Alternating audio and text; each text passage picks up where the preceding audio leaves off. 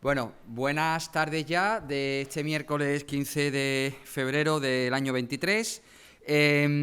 Continuamos con la siguiente comunicación y última de esta mañana.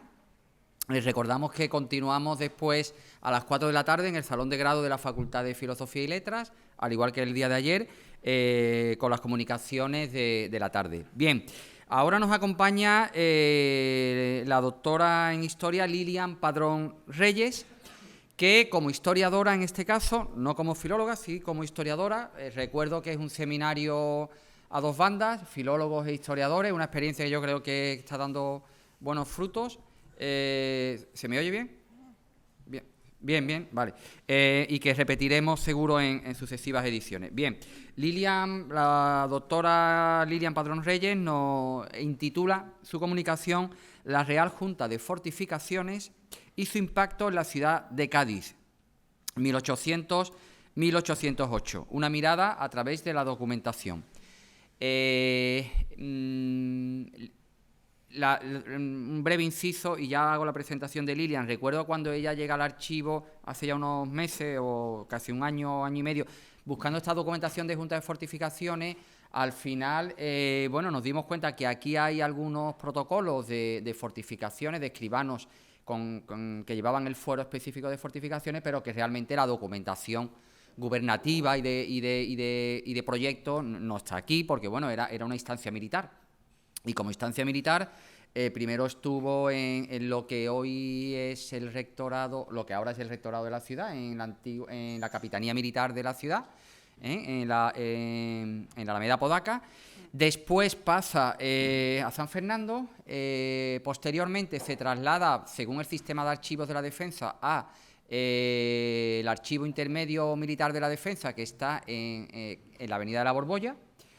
Y por último, toda esta documentación se traslada a Madrid, al archivo histórico de la Armada, que es el archivo final e histórico, de la Armada, no, del Ejército, al Archivo General del Ejército en Madrid, donde está la documentación de esta Real Junta de Fortificaciones, que ahora seguro que nos va a hablar con detalle, y que hablábamos ayer o el otro día que era una pena que esta documentación pues saliera de Cádiz, porque es tan rica no solamente en la ciudad de Cádiz, sino de gran parte de las Andalucías, como se denominaba antes, de los presidios del norte de África, y todo, porque eran los ingenieros militares que después van a llevar sus conocimientos a las capitanías generales, a los virreinatos americanos, los fuertes de San Juan de Ulúa, los fuertes del Morro. Al final es lo que había aquí, es lo que se hacía aquí, ¿no? Entonces, bueno, es una documentación muy interesante que la doctora Lilian Padrón está investigando. Bueno, no pierdo más tiempo y paso a la presentación de ella. Lilian Padrón Reyes nació en Santiago de Cuba en 1986. Muy joven, licenciada en Historia por la Universidad de Oriente en Cuba en el año 2008 y es doctora en Historia y Arqueología Marítima por la Universidad de Cádiz con un premio extraordinario en el año 2017. Actualmente es profesora ayudante doctora de Historia de América en el Departamento de Historia Moderna, Contemporánea, América y del Arte de la Universidad de Cádiz. Ha desarrollado estancias de investigación en Alemania, en Portugal y en Cuba. Y asimismo ha organizado y participado en diversas conferencias, congresos, seminarios en Austria, Alemania, Argentina, Colombia, Cuba, Francia, México y Portugal. La verdad que ahora viajáis mucho los profesores. Dentro de su producción, afortunadamente, dentro de su producción científica encontraremos diversos artículos en revistas académicas como temas americanistas, en Gladius, en The Americas, en Navega América, en Quiroga, International Journal of Maritime History, y bueno, sus intereses de investigación se enmarcan en la historia marítima y social, con especial interés en el estudio de la representación del espacio marítimo atlántico como parte de las dinámicas globales durante la Edad Moderna. Y bueno, también hay que decir que es asidua investigadora de nuestro archivo, por tanto, conocedora de la calidad humana de Lilian. Todo tuyo, Lilian. Bueno, buenas tardes a todos y a todas. Y bueno, me gustaría iniciar mi presentación en primer lugar felicitando y dándole las gracias por la invitación a la profesora Teresa Bastardín aquí presente, una de las coordinadoras, y a la otra coordinadora, la profesora Margarita, y también al director del archivo Santiago Saborido. Sinceramente, cuando Teresa me comentó la posibilidad de organizar, que estaban organizando el seminario, de la catalogación del fondo, a mí me pareció muy interesante, sobre todo porque me dijo, hay tema tuyo de fortificación, de defensa. Entonces dije, pues tengo que participar. Y bueno, la verdad que revisar el fondo, además también tengo que agradecer a Carlos, creo que está presente en la sala, que además fue una de las personas también que me ayudó un poco a revisar el fondo y lo que había sobre en concreto la Real Junta de Fortificaciones.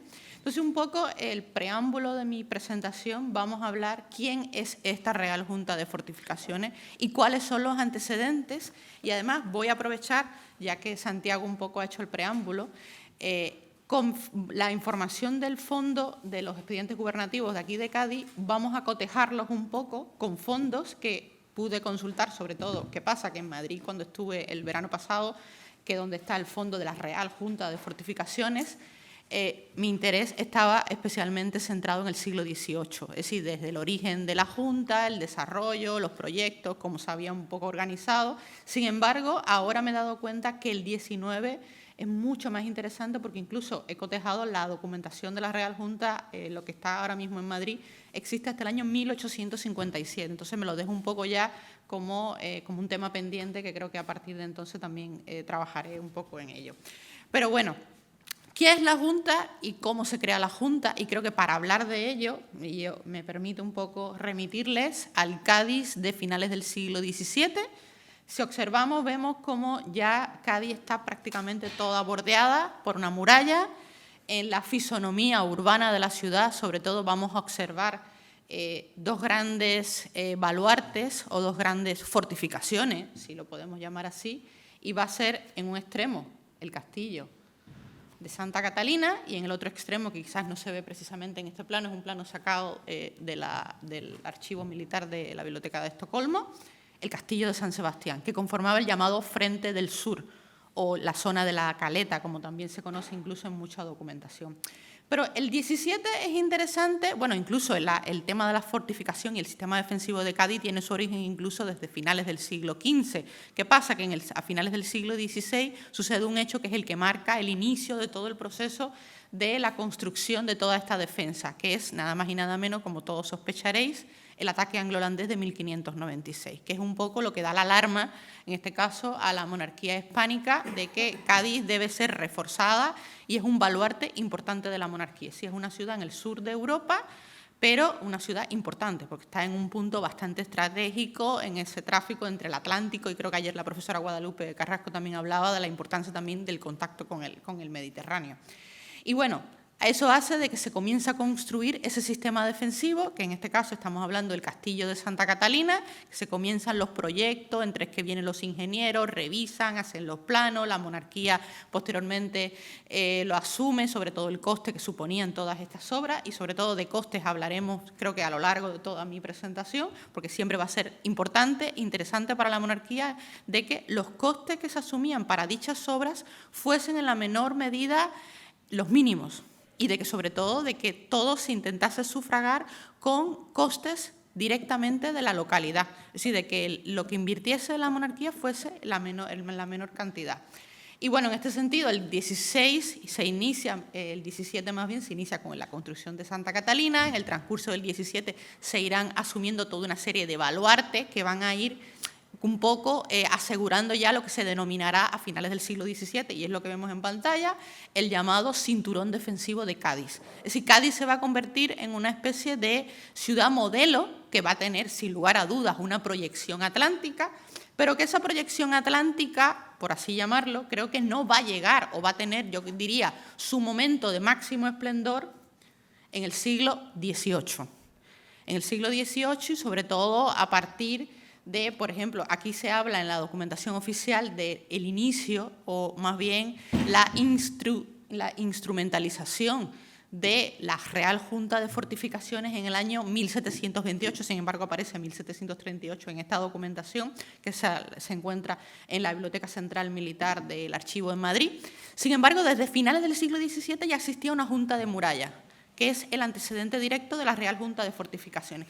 Pero ahora bien, ¿por qué es interesante que la monarquía un poco, y me permite un poco como americanista, hacer ciertos paralelismos con lo que ya había existido, sobre todo con el tema defensivo, que además es uno de los temas primordiales para la monarquía?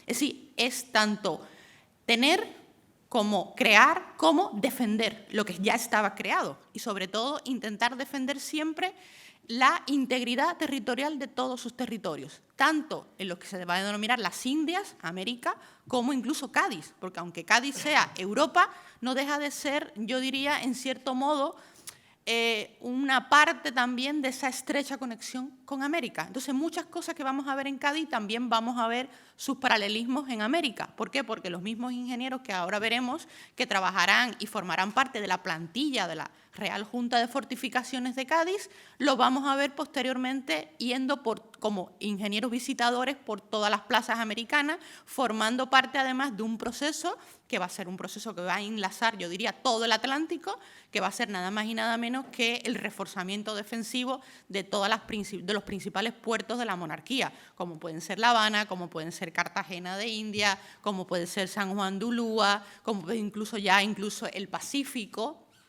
Pero bueno, todo eso, y ya un poco volvemos a Cádiz, todo eso en Cádiz tiene su origen o su momento de máximo esplendor con la creación ya oficial de una Real Junta de Fortificaciones. Sí, más que a mí, por ejemplo, me interesa un poco hoy comentar con vosotros, más que la propia institución y cómo funcionaba, sino el reflejo que va a tener y cómo una institución que va a ser, sin lugar a dudas, un reflejo de la propia monarquía y del hacer, de las prácticas de la propia corona española, sin embargo, cómo va a tener en la ciudad también una visión y cómo va, sin lugar a dudas, a ser tan importante para la ciudad de Cádiz y para que Cádiz se convierta en el 18 y posteriormente veremos a inicios del 19 en ese modelo, como yo digo, de ciudad atlántica, ese modelo de ciudad que va a crecer precisamente a partir del comercio, a partir de que en 1717 se traslade la Casa de la Contratación y todas las consecuencias que va a tener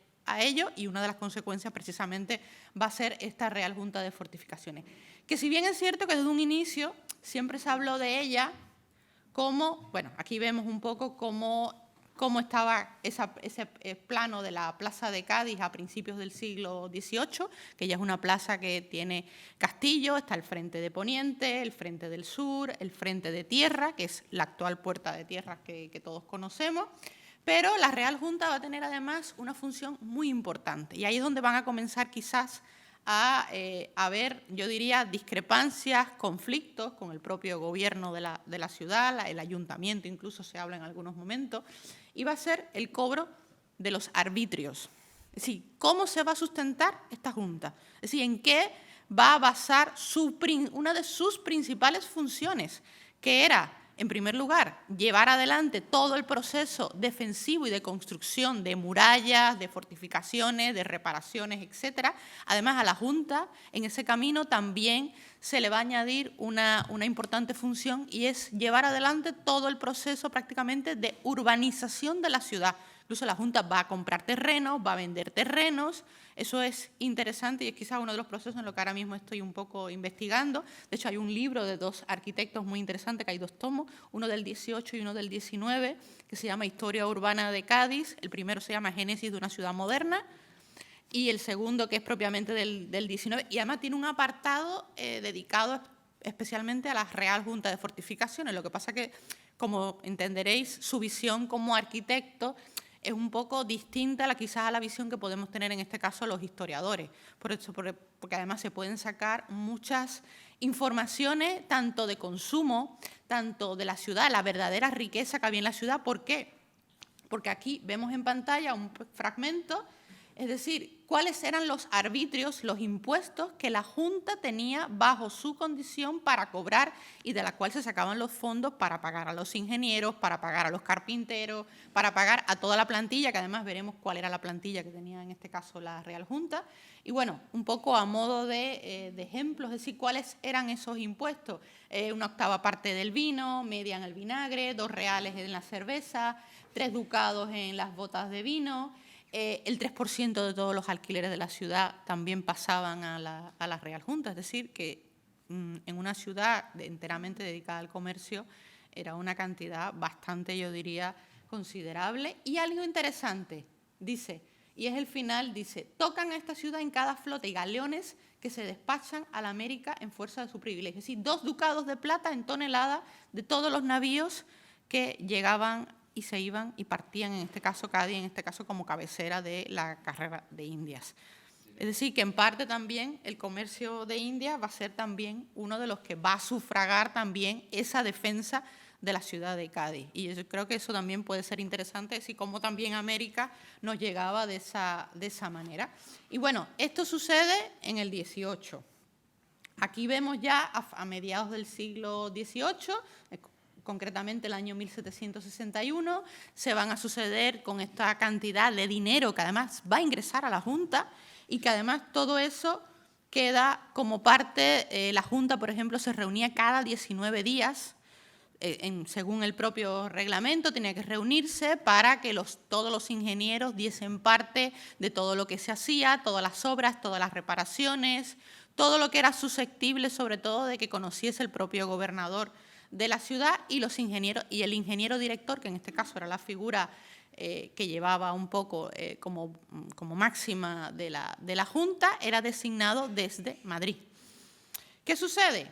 Que a finales del siglo XIX, y precisamente creo que la intervención de mi compañero Pablo y en el día de ayer la profesora Guadalupe, me ha servido un poco como antecedente, es decir, de cómo se va a romper precisamente esa, yo diría, esa relación armónica, si podríamos llamarla así, que había tenido la Junta, sobre todo cobrando dinero, y ese dinero a su vez invirtiéndolo en urbanizar la ciudad, en creación de nuevos barrios, en el reforzamiento del sistema defensivo, por ejemplo, del Castillo de San Sebastián, que se amplía, en el Castillo de Santa Catalina, que veremos cómo a principios del 19 se va a convertir como una especie de prisión, sobre todo para tener todos los prisioneros. Toda la construcción de la llamada muralla del Vendaval o muralla del Sur, toda la muralla que se comienza a construir y la otra parte que se repara y se refuerza. Y luego, bueno, ya no solo, yo me voy un poco a circunscribir al ámbito de la ciudad de Cádiz, pero también podríamos hablar del tema de San Fernando, el llamado Puente de Suazo, e incluso en el castillo también de Santa Catalina del Puerto, es decir, también por toda la bahía de Cádiz, además la Junta tenía plena potestad y era a su vez la que llevaba adelante todo el tema del sistema defensivo. Pero ahora bien, a principios del siglo XIX, el papel de la Junta, como yo creo que también la situación política, la situación social, que creo que esta mañana ya nos han ilustrado, es una situación complicada. Sí, se está viviendo miedo, la guerra está a las puertas, hay miedo de que Cádiz pueda ser tomada, con lo cual la defensa es súper importante. Nunca antes había sido, creo que, bueno, siempre había sido importante porque siempre hay el miedo de que Cádiz era un puerto súper importante para la monarquía, pero en este caso era tanto mantener el puerto como incluso tener información. Y en este caso esto es un plano, un perfil de una torre que se le pide en este caso a la Real Junta que se construya sobre el hueco y paredes de un caracol, en este caso del pabellón de ingeniero. Por ejemplo, el pabellón de ingeniero sé que ha sido en este caso estudiado por el profesor Pedro Cruz de Historia del Arte de nuestra facultad. Y bueno, sobre todo que se ponga un telégrafo, y eso viene recogido en la documentación, y dice, a motivo de descubrir desde este punto, desde este centro, todos los telégrafos que eran indispensables se viesen y comunicar mediante las señales con las costas del Levante y Poniente de esta plaza de Cádiz. Es decir, era necesario información, es decir, tener comunicación con toda Andalucía y con todo el resto, a su vez, de la provincia y con las provincias, además, contiguas. Un poco es uno de los principales proyectos que lleva, sobre todo a principios del siglo XIX, la Real Junta. ¿Qué sucede? Que Y ya ahora vamos a hablar del 1808, que yo creo que es uno de los años donde un poco me voy más a referir, porque además en la documentación que se ha recientemente catalogado, el año 1808 hay como una especie de cronología de hechos que van sucediendo y del conflicto que va a tener la Junta con el gobernador, en este caso, de Cádiz, que incluso llega un momento que vamos a ver como el ingeniero de la Junta le dice: si usted así lo preside, quiere prescindir de nosotros, pues nosotros tendremos que acudir a una instancia mayor, en este caso a la Junta General de Sevilla, y veremos cuál es la contestación que a su vez le da la Junta a finales de 1808.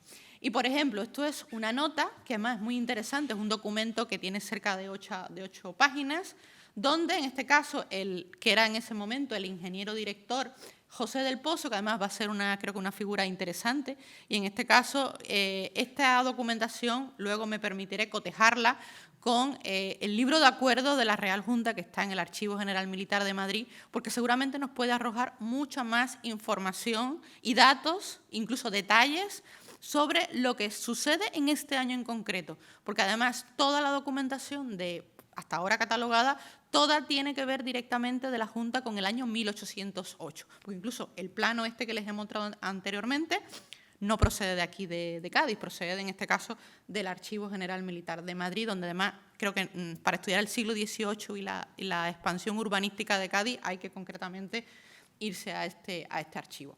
Y es interesante, yo me he centrado y he escogido un fragmento porque es, creo que, muy ilustrativo de lo que habíamos visto antes, a principios del 18, los arbitrios que se le dan a la Junta para que pueda llevarse adelante toda su obra defensiva y toda su obra también de reparación y de construcción, y reza así: los arbitrios o impuestos destinados al fondo para obras están sobre el vino, el vinagre, el aguardiente, las tabernas, los coches, los billares, café, licoristas, comedia, peazgo, ventorrillos, terreno, edificio extramuro, 3% de los alquileres. Hoy entorpecido, y es una de las cosas que el ingeniero va un poco a recalcarle al gobernador, como todo esto fuéramos ricos, pero ahora mismo no lo somos, al contrario, tenemos una deuda enorme. Y a su vez dice: hoy entorpecido, y el 2% de los derechos de aduana, que hace tiempo se cobra muy poco de él, ascendiendo esta deuda al fondo en el día a 1.449.468 reales de vellón. Es decir, una deuda que en este caso, entendía el ingeniero, le debía la aduana a la Real Junta. Y es interesante porque el ingeniero aquí le habla y le pone un poco, le da una realidad, le hace una fotografía, yo diría, de las defensas de Cádiz. Y además, yo, desde mi punto de vista, y es un poco mi apreciación personal, yo creo que es un poco dramático, porque le dice que las defensas están mal, que Cádiz no está en posición de defensa. Es decir, que los franceses pueden llegar y les habla incluso de que ni la muralla está bien hecha, todo está en mal estado.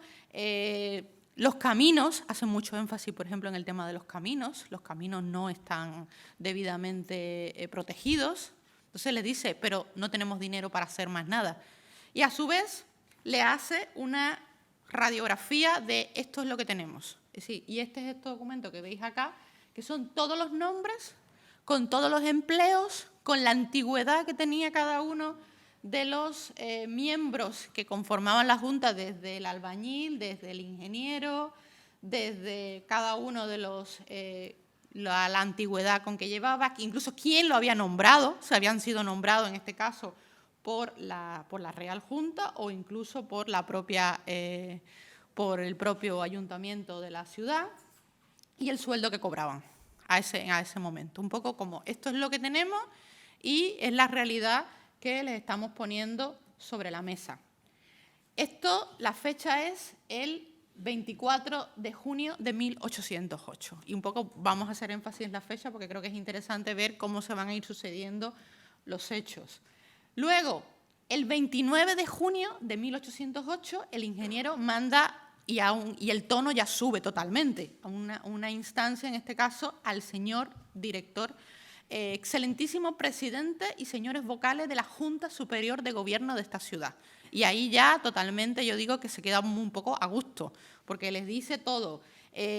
están prescindiendo de nosotros. Hace no sé cuánto tiempo no se convocan las juntas que se deben hacer cada 19 días según reglamento y que se había cumplido cabalmente durante prácticamente todo el siglo XVIII con Cádiz. Es decir, Cádiz está indefensa. Estamos a las puertas de una guerra y ustedes no terminan de reaccionar y al contrario. Y por eso he puesto estas dos que son las dos últimas partes del documento, porque a grosso modo le deja ver como si ustedes se quieren lavar las manos y nos quieren prácticamente inutilizar, porque además, por lo que infiero de la documentación, la idea que tenía el gobernador era suprimir la Real Junta y quedarse con ese dinero.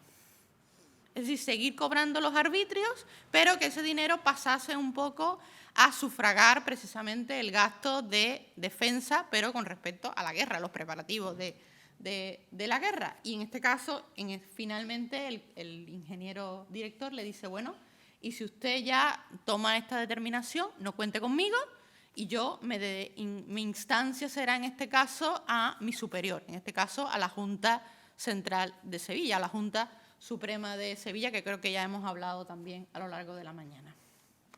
Luego, le hace igualmente un estado de cargos y gastos del caudal que estaba reservado en ese momento para la defensa y reparaciones de la Plaza de Cádiz, donde está pormenorizadamente la entrada de cada uno de los arbitrios, de licores, de peazgo, de coches, de toros, porque era interesante también, creo que ayer José Ramón me comentaba eso, los toros también tenían un impuesto que iba para la Junta, es decir, que también un poco se puede ver la vida intrínseca del Cádiz de esta época, precisamente a partir de todos los impuestos que se cobraban, las tabernas, el consumo del vino, el vinagre, los alcoholes, etcétera. Y a su vez, los gastos que tenía la Junta, que además cada vez eran mínimos. Gastos de compras, de corrales. Además, en este año en concreto prácticamente no se está realizando ninguna obra. Todo va un poco a reparaciones menores y él lo deja así cargo y le dice, esto es lo que tenemos, yo le hago cargo a usted de todo esto y yo me lavo las manos y le dice, y por mis funciones yo ya no puedo hacer más. Es decir, no me competen más cuestiones. Posteriormente, y ya un poco pasamos a diciembre de 1808, yo sospecho que en este tiempo pues, se suceden conversaciones, de una manera elegante, por supuesto, pero finalmente, el 22 de diciembre de 1808, el también ingeniero José del Pozo ya cambia el tono, ya le dice, bueno, pues vamos a intentar participar con vosotros de la defensa, vamos a ponernos de nuestras manos. También yo supongo que todo vendrá también por el miedo de que el francés los enemigos franceses, como habla en su documento, estaban a las puertas y dice, a fin de que puedan hacerse los acopios y prevenciones necesarias cuyo papel va por separado de este y lo paso adjunto a manos de vuestra eminencia. Y bueno, un poco ya le dice, esta plaza no está en estado de defensa, porque lo que quería era que volviese la plena potestad que tenía la Junta.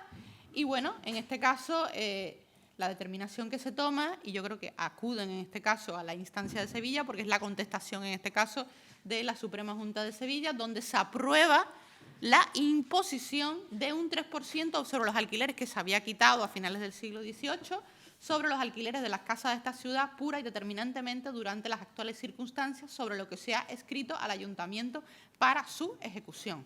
Es decir, es una instancia mandada en este caso directamente desde Sevilla, firmada el 29 de diciembre de 1808, donde se da una carta de que la Junta tiene que seguir funcionando y prueba de ello es un nuevo impuesto que se hace de manera excepcional para que se hagan todas las reparaciones pertinentes para la posición de que la plaza estuviese totalmente en defensa, en los castillos, para comprar sobre todo temas de municiones, etcétera. Y precisamente con ello, una de las últimas cuestiones que recoge la documentación, y es muy interesante, es un proyecto que hace el propio ingeniero jefe de una compañía de minadores para la Plaza de Cádiz, firmada en este caso por el propio ingeniero José del Pozo, el 29 de diciembre de 1808, el mismo día que creo que hemos hablado antes, Y es interesante porque además en el proyecto le dice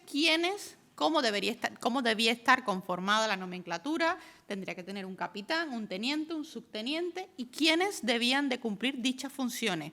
¿Quiénes iban a hacer estas funciones? Los mismos empleados de la Junta. Es decir, es un poco, sí, nosotros vamos a servirle, pero vamos a intentar hacerlo quizás un poco a nuestra manera, y les dice incluso que no puede ser cualquier persona, que tienen que ser personas que tengan una cierta preparación, preferentemente una persona albañil, que tenga un conocimiento sobre todo de la plaza, y un poco incluso también le pone hasta el salario que debían de las personas, y que bueno, era un proyecto sobre todo viendo las circunstancias tan apremiantes que se estaban suscitando en la ciudad de Cádiz, y por supuesto el gobernador accede a ello. Y bueno, un poco como epílogo de todo esto, porque además creo que, como bien creo que ha comentado antes mi compañero Pablo, es un fondo que está en proceso de catalogación. De hecho, ayer Carlos me comentaba de que han seguido catalogando los años sucesivos y ha salido mucha más documentación sobre defensa.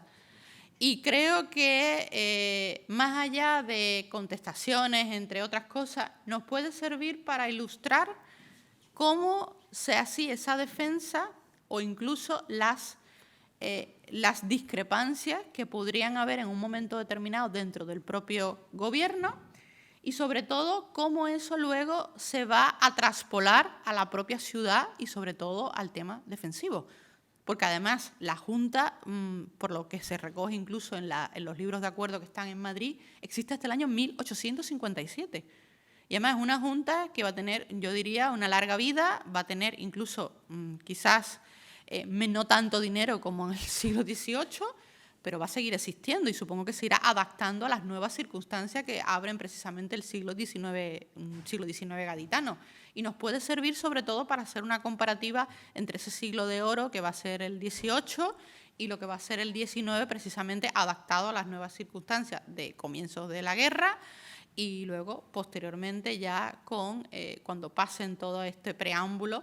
Y bueno, un poco termino y como epílogo este plano que existe en el Instituto, en lo que recoge la cartografía de Andalucía, y vemos precisamente cómo está Cádiz representada como esa ciudad totalmente amurallada, con todos los frentes que conformaban precisamente su cinturón defensivo, y sobre todo cómo siempre se va a intentar representar como esa ciudad que era inexpugnable, porque además no dejaba de ser, la defensa en este caso, siempre digo que no deja de ser una especie de metáfora del poder, es decir, es también demostrar el poder de la propia monarquía y sobre todo la obra, de alguna manera poner en valor la obra de todos los ingenieros que habían pasado y formado parte de esta Real Junta desde el 18, incluso antes de que existiese la misma. Y bueno, creo que habrá que seguir investigando y sin lugar a duda creo que es un fondo que puede arrojar mucha información sobre la ciudad de Cádiz, que además, creo que antes también lo han comentado, Cádiz, a pesar de ser una ciudad tan pequeña, una pequeña isla, es una ciudad que tiene sin lugar a dudas una proyección quizás de las más importantes de España, sobre todo en esta época. Es decir, no deja de ser un enclave local, pero sin embargo tiene una connotación global, sobre todo en el 19, sobre todo para estudiar relaciones tanto con América como incluso con otras ciudades de Europa. Así que bueno, muchas gracias.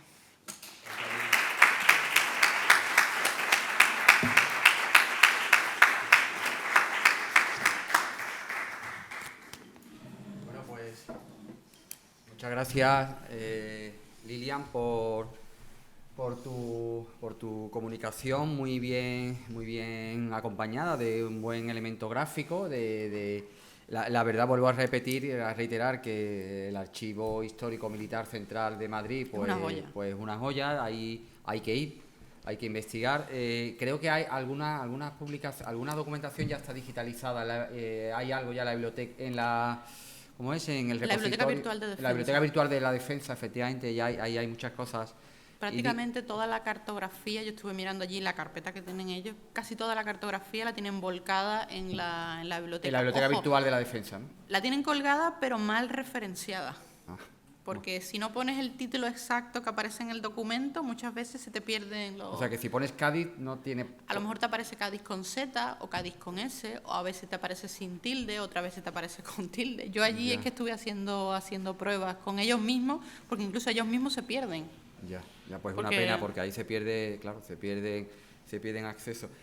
Me ha llamado la atención también que, por ejemplo, la torre que has puesto para el tema del telégrafo, bueno, es la torre de la universidad ahora, es la torre del pabellón de ingenieros. Claro, donde está el Centro Reina Sofía. Donde está el Reina Sofía.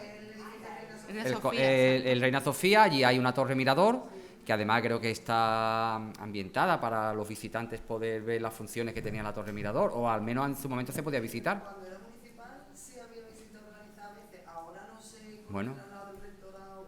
pues decírselo al rector que la deje casi que un se año visite. Que está cerrada, eso supuestamente en reparación. Claro, supuestamente. A este telégrafo yo creo que se refiere al telégrafo por señales por bandera. Después se va a utilizar la torre para la telegrafía sin hilo. Sí, va a ser el último punto de la telegrafía sin hilo que va a comunicar, bueno, de aquí se va a comunicar con el de Puerta de Tierra y así va a ir continuando pues prácticamente por todo el territorio nacional y llega hasta aquí, hasta la comunicación, precisamente por ser un punto muy elevado. También me ha llamado la atención, quizás hay un plano que has puesto en el cual se referencia la altura de las 100 varas, edificios de más de 100 varas creo que pones, ¿no? Y me ha llamado la atención porque, bueno, no es casual, se identifica con una de las islas, con una de las antiguas islas del archipiélago bueno, o al menos yo entiendo que es la zona de mayor altitud de ambas islas que encuentran los fenicios, y en ese sentido, aunque ahí también es verdad que no sé si se refieren a los pabellones de la bomba, ¿no? Quizás sí. A los pabellones militares. Sí, exacto, porque aquí solo están representados los edificios militares. Sí, bueno, pues entonces ha sido una percepción errónea, lo retiro. Es que no, me llamaba la atención porque estaban en una zona elevada, digo, pues quizás sea la parte más elevada, aunque también es verdad que es una zona, en la zona de lo que es la Torre Tavira, pues es la zona más alta de la ciudad, ¿no? Este plano es del General Militar de General Madrid, Militar que de tienen Madrid. unos planos fabulosos. Y es de finales del siglo XVIII, creo que de 1799. Sí. Ellos mismos, de hecho, de cuando... la Junta de Fortificaciones. Sí. Ellos mismos me comentaron de que hay muchos planos que no tienen años. De hecho, así están referenciados, están como 1800, pero no se sabe el año. Muchas veces se puede sacar por el nombre del ingeniero, si están firmados. También se puede... No, este en concreto no estaba firmado, porque yo vi el original. O incluso por el tamaño, por las escalas, el tipo de medidas también depende del uso del tipo de medida. A mí me o de dicen varas. ellos que es del 18, yo creo que es del 19. Hombre, ya existe una zona de que le llamaban la zona conflictiva, le llamaban los militares a todo lo que es el extramuro, que es la actual avenida, y que estaba siempre enfocado, necesitaban autorizaciones siempre de los ingenieros militares a la hora de poder levantar edificaciones, porque claro, siempre tenían que estar bajo el tiro de artillería de la Puerta de Tierra. Entonces, toda esta zona conflictiva que le llamaban los militares, ahí lo que se ven, bueno, es pocas edificaciones. No aparece el cementerio de San José, o al menos no lo sé si quizás sea aquí. Y lo que sí hay muchas huertas, el antiguo arrecife, el antiguo camino de entrada a la ciudad, que después por los temporales se abandonan y ya vuelve a lo que es la avenida Ana de Vill, bueno, como se llama ahora, la avenida que entra en la ciudad y demás, pero sí aparece representada perfectamente toda la defensa. Y por último una reflexión, y ya si queréis intervenir vosotros, lo que comentaba Carlos, el otro día nos aparecía un volumen documental enorme, que seguro que va a seguir apareciendo más, de toda la construcción de la cortadura de San Fernando, que es la cortadura, el fuerte de cortadura que hay a la entrada de la ciudad y que se construye en estos años precisamente a instancia de los ingenieros militares, porque se dice, es que como entren en Cádiz, la única defensa es puerta llega de un momento tierra. que hay una obsesión sobre todo con el tema de los caminos, de la protección Claro, es que, de los caminos. decían, es que está todo el camino vacío, o sea, que no hay defensa ninguna. Si llegan los franceses, llegan a la puerta de tierra, y si cae puerta de tierra, cae Cádiz. Exacto. Entonces se construye esa cortadura de San Fernando. Incluso ha aparecido un dibujo. Interesante. Muy sencillo, pero... Sí, de una de las paredes, un alzado representado cómo se quería que se construyera, como realmente al final se construye, ¿no? Incluso se puede ver también la evolución de las técnicas de construcción, los materiales que a mí me ha parecido los materiales que se utilizaban, de dónde se sacaban. Obreros, caleros, picapedreros, Todo el tema, eso es muy interesante. Entonces se relacionan todos los tipos de oficios con todo lo que van a cobrar, las horas de trabajo que van a realizar, en fin, se detalla de una manera perfecta todo el planning de trabajo que se va a ejecutar para en un tiempo muy corto tener que construir. Los ingenieros, hay que decirlo, en ese sentido, es mi percepción, era muy cuadriculado. Y en cuanto había algo que a ellos no les iba o no les cuadraba, enseguida daban la voz de alarma. Yo creo que eran en ese sentido un poco más que la propia realidad, sí. Eran bastante alarmistas, porque decir que la plaza no estaba en situación de defensa, yo creo que era un poco para alarmar al propio gobernador y ponerle un poco en alerta de que hay que ponerse un poco a trabajar. Desconocemos, hay publicaciones respecto al tema de las murallas de la ciudad, pero quizás, bueno, el mar va deteriorando a día de hoy. Bueno, hay que darse solamente una vuelta para ver cómo están las murallas de Cádiz. El mar va comiendo. Hay fortificaciones que se perdieron. Sí. El pabellón que está al lado de la casa de Iberoamérica, ¿cómo se llamaba? Este pabellón que se perdió, no sé si era el de San Agustín. También el tema del salitre. San Nicolás. Nosotros tenemos fotos de San Nicolás, y tenemos también planimetría, y San Nicolás se lo comió el mar, se abandonó, sí. Se acabó abandonando y se lo comió el mar. Bueno, de hecho, en Bajamar se ven todavía los cimientos cuando vas por detrás de la casa de Iberoamérica. Santiago, sobre el tema de las murallas, creo que el compañero nuestro también, Pedro Cruz, estaba trabajando, no sé si tenía en proyecto, hacer un libro sobre la construcción de las murallas, de la llamada muralla del Vendaval. Que de eso hay muchísima documentación. Hay mucha documentación desde... Y en Madrid hay muchísima. Y hay documentación desde en el propio archivo de Simancas, hay documentación. También. Y bueno, Simancas es otro archivo que yo creo que sin lugar a dudas, yo por ejemplo, a ver si ahora en junio me puedo hacer una estancia allí, hay que también utilizarlo para cotejar entre Madrid, Simancas. Yo creo que lo que se puede ver aquí, sobre todo, qué pena que sea de principios del 19, si hubiera del 18 ya fuera lo máximo.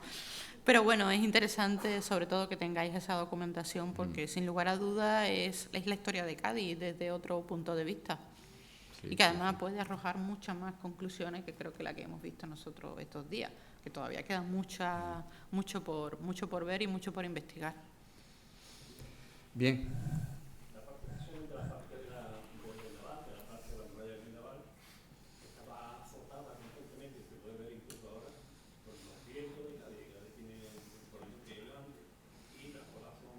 Exacto. La parte de atrás de lo que es la cárcel real, esta parte de ahí, como decía anteriormente, las prácticas de todos estaban prohibidas. Carlos III, sus pragmáticas reales, las prohíbe totalmente, no quería que hubiera correr a las vacas y todo, no podía ser por las calles y tal y cual. Pero en Cádiz se hace una excepción precisamente para arreglar las murallas. Para cobrar.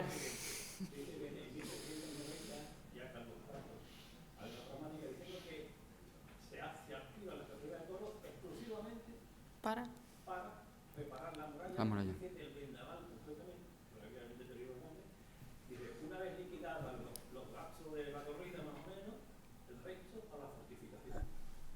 Lo hace muchas referencias. Entonces, no había corrida más que prácticamente para coger dinero para hacer cualquier cosa. Yo no digo ya solamente en Cádiz, en principio de Cádiz, pero luego también había en Madrid y en Salamanca, pero en Cádiz era para la fortificación.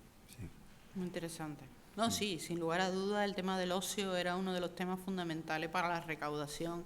El vino, además lo dicen los ingenieros, dice, nos hemos quedado prácticamente sin cobrar arbitrio, pero seguimos cobrando del vino y del vinagre. Hombre, que nos falte. Sí, exactamente, sobre todo el vino. Sobre todo que nos falte el vino. Guadalupe.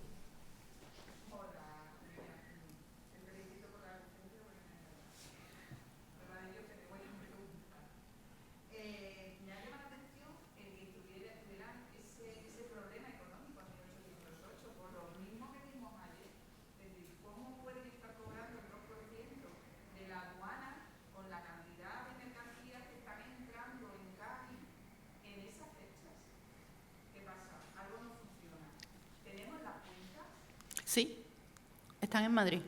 Perdona, es que el tema del streaming no se oye cuando pregunta alguien de... ¿Se oye? ¿Sí? ¿Más o menos? Vale, perdón, entonces continúa.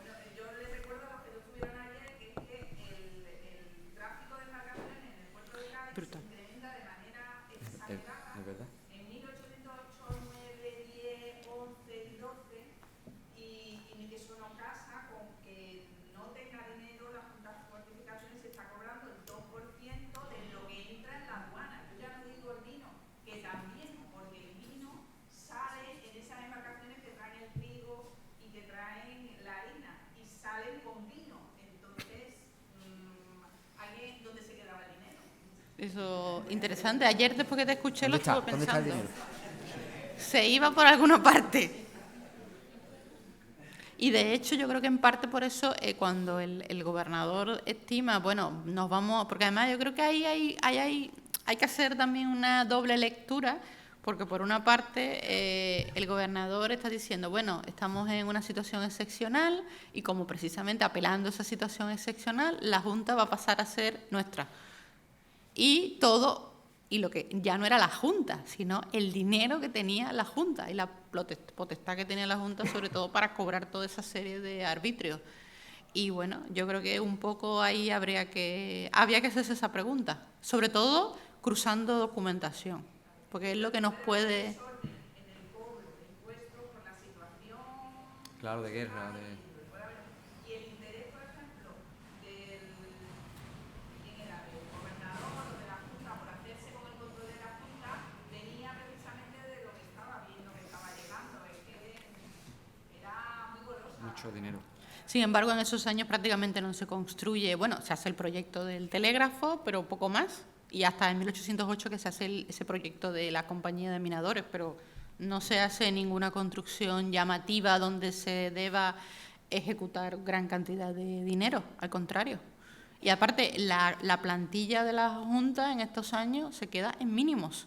Además, lo dice el propio ingeniero, dice, es que yo tengo de tener a mi cargo otros ingenieros que me ayuden en mi labor y no los tengo, porque supuestamente no hay dinero para pagarle a esos otros ingenieros. En el fondo Petengui, que tú también has consultado algo, una colección privada que tiene este archivo con mucha documentación de carácter militar, de ingenieros militares. Este Petengui era ingeniero militar. Se quejan también amargamente de la falta de la necesidad urgentísima y de la falta de dinero que hay, pero en este caso, alguna documentación que hemos consultado allí, para todo el tema de fortificaciones alrededor del puente Suazo. O sea, en la isla de León es necesario acometer obras y acometerlas ya. Y se quejan, creo que este José del Pozo precisamente, que ha llegado por la colección Petengui diciendo o se fortifican y se impulsan las fortificaciones de defensa alrededor del puente Suazo, o aquí los franceses van a pasar como Pedro por su casa. Totalmente. Y sí. O sea, que no es solo la ciudad de Cádiz, es también el entorno isleño. Sí, de todo lo que es la bahía, de Cádiz, toda la San bahía. Fernando, el puerto de Santa María, Efectivamente. Chiclana, Lo que todo. pasa es que, bueno, al final llegan los franceses. Es curioso porque, después de que los franceses se marchan del país y, bueno, pierden la guerra y abandonan, también en el fondo Petengui mandan a ingenieros militares españoles para que vayan y examinen y dibujen, tenemos los dibujos de los planos de todas las fortificaciones que los franceses han hecho en la zona de la Cortadura, pero de la Cortadura del Trocadero. Sí. No existía la Cortadura, en la zona del Trocadero, y se ordena que se construya una cortadura precisamente para evitar que después llegan los 100.000 hijos de San Luis y la cortadura se la pasan por... Totalmente. No, les da igual, ¿no? Pero se construye esa cortadura para evitar que vuelvan a entrar los franceses. Y precisamente por eso, y lo que se van es a... O sea, siempre existía por parte de los ingenieros militares, lo que era su trabajo, una necesidad de observar y de adaptar y de construir por ejemplo, el castillo el que estaba en el Y de Trocadero. reforzar y sobre todo de San Luis. adaptar a cada uno de los... a cada territorio, es decir, no era un mismo castillo en todos los sitios, sino que cada castillo tenía que tener particularidades que se Efectivamente. adaptasen a la topografía y a la geografía de Castillo de cada... San Luis, los franceses acaban tirándolo entero y lo utilizan también como puente del frente militar para poder acceder y bombardear la ciudad, ¿no? En definitiva, es el tema de fortificaciones, que además yo creo que con este fondo documental Sí, se va a aportar mucho. mucho, mucho, Se va a sí, sí, aportar sí. mucho. Alberto. Después de las observaciones que hacéis, yo creo que no solamente los chevrones de América, que son los cubanos, también son los chevrones de España, que son los americanos, evidentemente, porque exactamente la documentación dice lo mismo, que va a caer fuerte, no sé cuánto. Sí, son muy alarmistas. Sí. Eso lo tomaría entre paréntesis, por favor, entre comillas, porque yo creo que cualquiera que hemos trabajado documentación y documentación, que son peticiones de proyectos y fiscales, yo entiendo que la corona y los ministros tuvieran muchas dudas en ese sentido, porque todo era creo que tiene un poquito de cuidado en ese tema. Ya. Bien, la pregunta que yo quería hacerle a la profesora Lilian es, ¿se exporta la Real Junta de Fortificaciones? O sea, ¿hasta qué punto ciudades como Cádiz, en este eje sistémico que en el imperio, en las ciudades portuarias más importantes, no existe en otras zonas, llamámosle Cuba o llamámosle en un momento determinado La van. Callao o llamámosle zonas portuarias concretas donde existen juntas de fortificaciones y si esa información de juntas de fortificaciones se ha encontrado alguna? Algo he podido ir rastreando precisamente a partir de la estancia el año pasado en Madrid. Por ejemplo, en La Habana se habla en alguna documentación, no en toda, de una Real Junta. Incluso se habla de que hay una Junta Suprema de Fortificaciones. Por supuesto, residía en Madrid y era un poco la que iba redistribuyendo y donde había la movilidad de los ingenieros, porque además ahí Cádiz, en mi punto de vista, jugaba un papel fundamental. Porque además la de Cádiz es una de las primeras y es como la que se toma, yo diría, un poco como modelo porque además el mismo ingeniero militar, que por ejemplo está a principios del siglo XVIII en Cádiz, como Ignacio Salas lo vas a encontrar posteriormente en La Habana, lo vas a ver en San Juan de Ulúa, lo vas a ver en Cartagena de India, o el propio Silvestre Abarca, que luego en La Habana que va por todas las principales capitales marítimas del Caribe como el ingeniero director. Y a su vez también es ingeniero y director aquí en Cádiz. Entonces yo, sí es verdad que todavía estoy un poco armando los hilos, pero creo que sí, que hay todo un precedente que sospecho de que Cádiz es un punto fundamental que sirve totalmente. Lo que pasa que yo creo que eso habrá que también estudiarlo en el modo de que en América, por ejemplo, existía el situado, que era un poco el sistema mediante el cual se sufragaban todos los gastos de defensa, de reparaciones, de fortificaciones. Y el caso de Cádiz, ese situado va a ser la Real Junta de Fortificaciones, con todas las potestades que se le va a dar para todo ese cobro de impuestos, que además mucha buena parte, sobre todo en el 18, de esos impuestos van a venir de América, de todos los barcos que venían y que iban hacia América con las mercancías. También. La sisa, sí, exacto. No, y aquí en Cádiz también existía, por ejemplo, en el 16, que bueno, que creo que lo vimos también en Simanca, la llamada sisa del pescado. Pero que sí, sin lugar a dudas, eso es interesante, sobre todo, tender ese paralelismo, porque nos puede dar también mucha luz sobre, y además, esa comparativa también con Cádiz y lo que va a representar Cádiz, sobre todo en el modelo atlántico y su relación, además, con América, que es indiscutible. Bien. ¿Alguna aportación más? ¿Sugerencia, duda, consulta? Lourdes.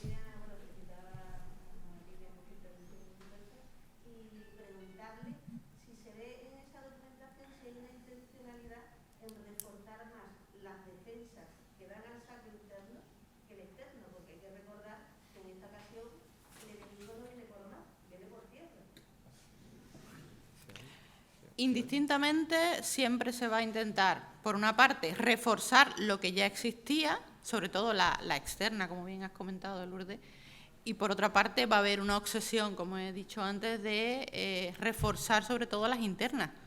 Por ejemplo, el frente de tierra aquí en Cádiz, la construcción, sobre todo el reforzamiento de los caminos, el llamado puente de Suazo, la construcción sobre todo de baterías, por ejemplo, todas las baterías que formaban parte de tanto que daban a la mar como las interiores, sobre todo para intentar defender y obstaculizar, en el caso de que entrasen las tropas francesas, obstaculizar sobre todo la entrada a la ciudad.